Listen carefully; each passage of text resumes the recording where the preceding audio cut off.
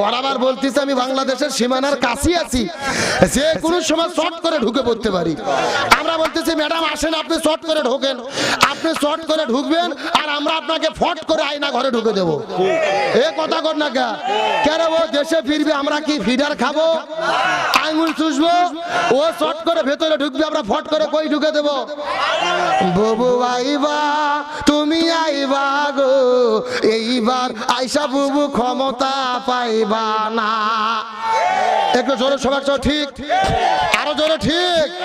বুবু আইবা তুমি আইবা গো, এইবার আইসা বুবু ক্ষমতা পাইবা না। খোঁজ নেই বুবু কাদের কাকার, অবস্থা খারাপ দরবেশ বাবার, হারুন আঙ্কেল এখন সামনে আসে না। নেতা কর্মী সব জেলের ভেতর,